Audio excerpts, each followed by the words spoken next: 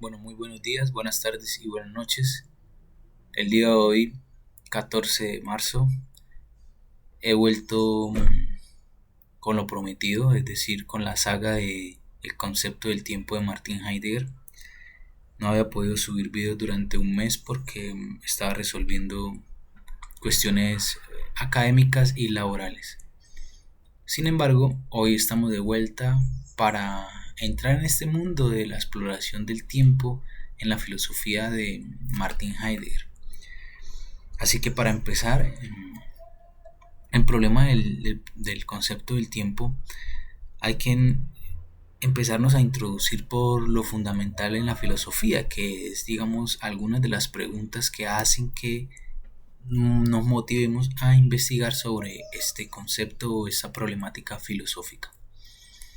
Bueno, una de las primeras preguntas que, digamos, los académicos o las personas que se introducen en el mundo de la filosofía en relación con el concepto del tiempo, el fenómeno del tiempo, es que preguntarse por el tiempo siempre ha estado ligado con preguntarse sobre el espacio. Es decir, el tiempo y el espacio son dos conceptos aparentemente, digamos, que forman una unidad. Entonces es válido preguntarse sobre el espacio cuando hacemos indagaciones o preguntas acerca del tiempo. ¿Qué es el tiempo? El tiempo es algún fenómeno que podamos, digamos, distinguir, palpar, objetualizar, definir. Entonces el tiempo es, o más bien el tiempo es una condición o una percepción de nuestra propia capacidad mental, cognitiva o de nuestra conciencia existencial. Y ahora bien, ¿cuáles son los fundamentos filosóficos del tiempo? Es decir, se requieren, digamos, unos fundamentos o unos preceptos mmm, que sean obligatorios a la hora de debatir o entrar en debate acerca del problema del tiempo. Bueno, estas son algunas preguntas sobre el tiempo, tales como: ¿el tiempo es real? ¿El tiempo es una invención del ser humano? ¿Existe el tiempo en el mundo exterior o simplemente existe en nuestra conciencia? Bueno, si bien para Martin Heidegger el tiempo es como, digamos, es uno de los conceptos centrales de su filosofía. Como bien les hablaba, yo leí el libro Ser y Tiempo de Martin Heidegger y a todos, digamos, todas las problemáticas, los fenómenos que él analiza del ser humano, siempre van a estar dirigidos a este concepto fundamental de su filosofía. Es decir, porque el tiempo es, para Heidegger, es una categoría para comprender la existencia humana, ¿sí?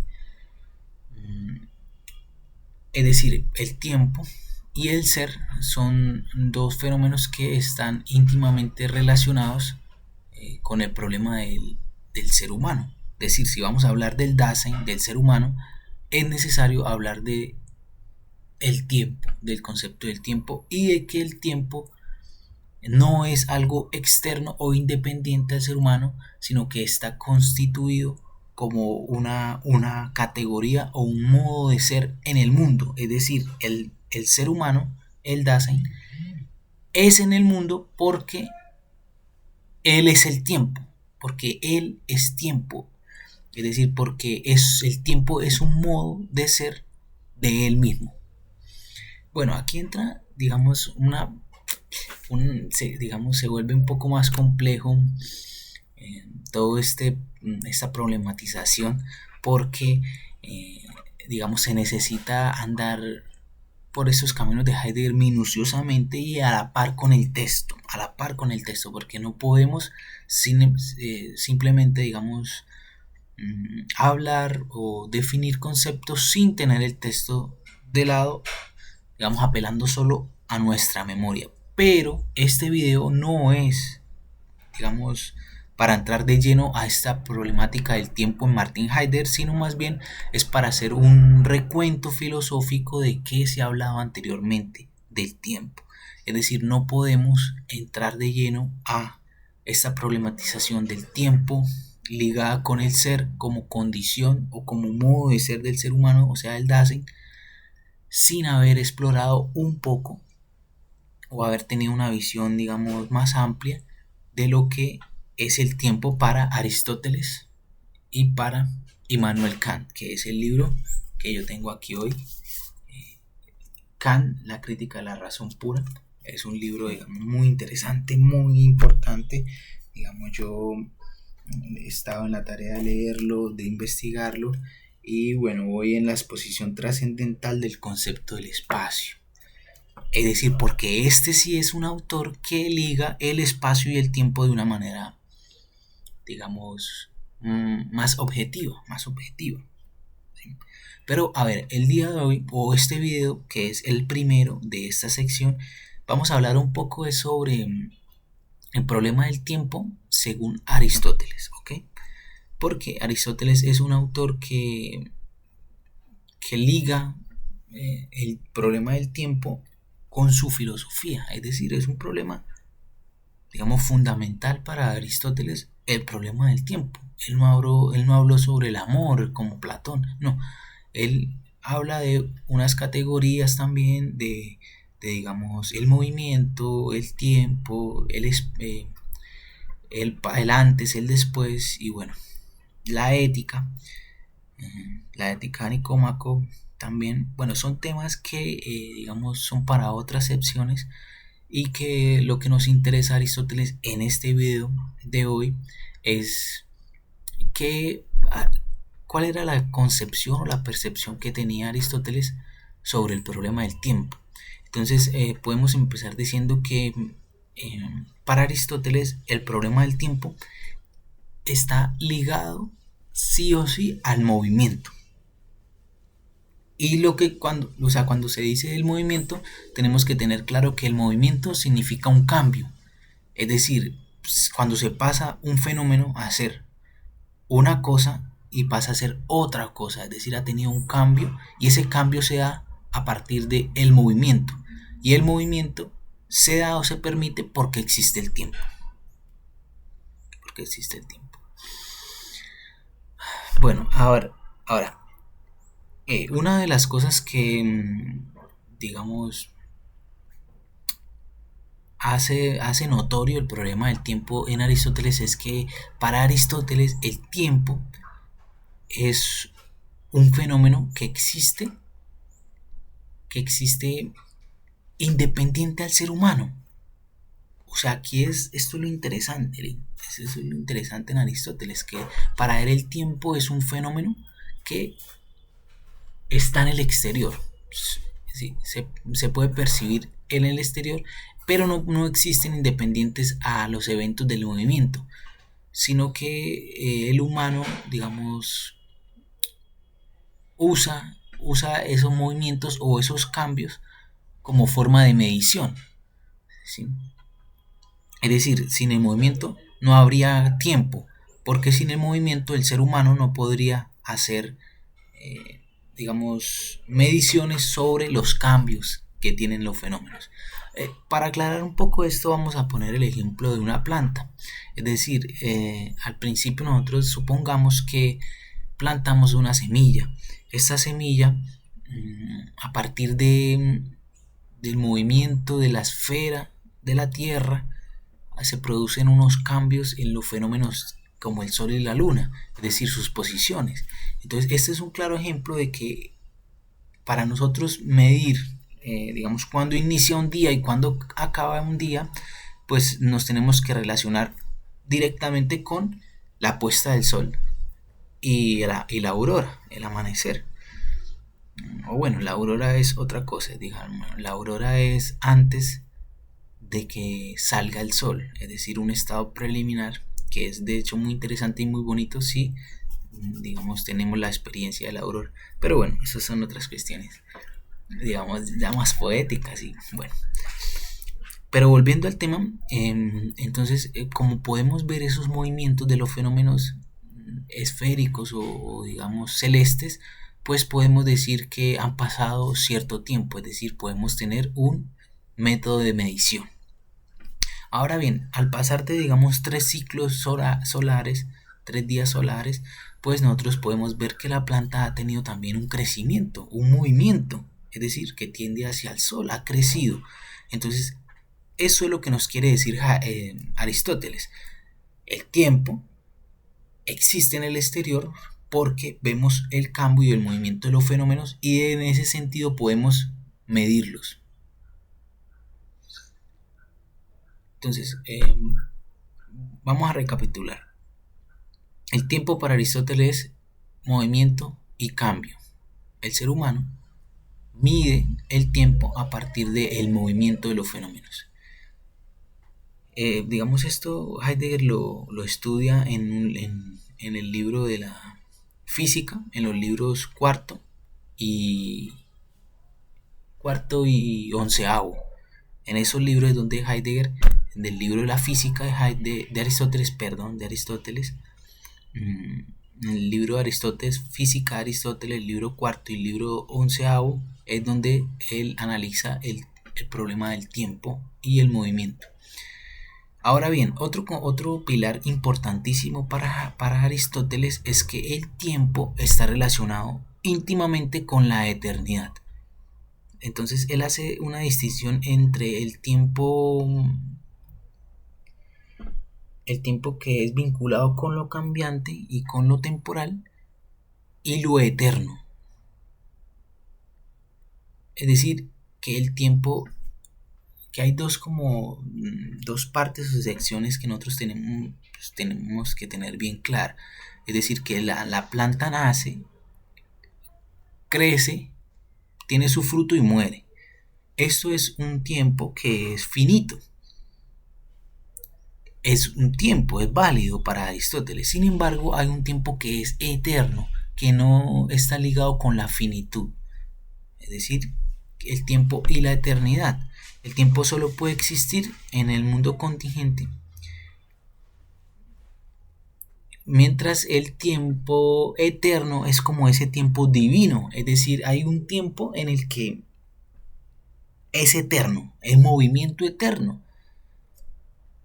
Nosotros podemos pensar, por ejemplo, todos los que estamos viendo este video, en 100 años vamos a estar muertos. ¿Sí?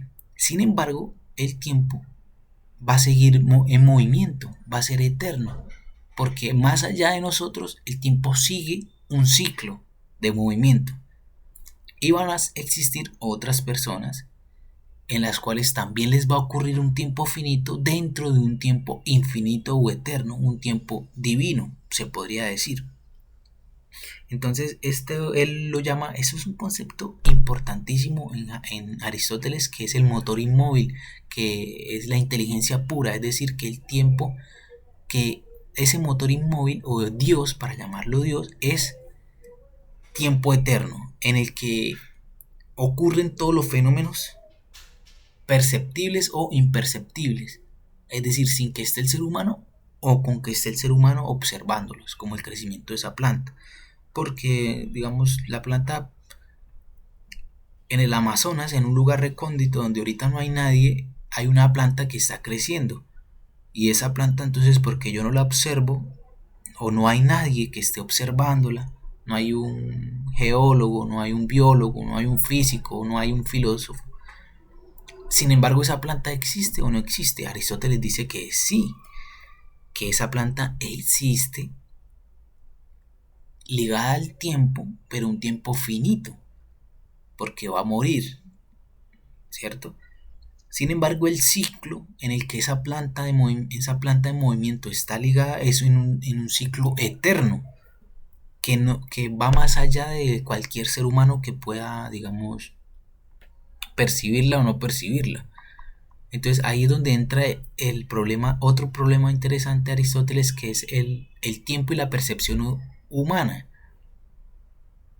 Es decir, cómo el ser humano experimenta el tiempo. Entonces él dice como que el tiempo es algo que percibimos en nuestra conciencia. Entonces aquí entra algo muy interesante, porque para Immanuel Kant el tiempo,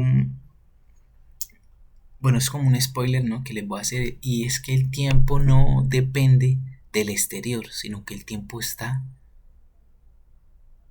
en nuestra conciencia humana. Es decir, es una condición a priori intuitiva para nosotros conocer los fenómenos exteriores. Es decir, para Kant, el tiempo no está en el exterior, sino que es una condición del ser humano para poder relacionarse con aquello que conoce o aquello que percibe por medio de por medio de los sentidos. Entonces, bueno, aquí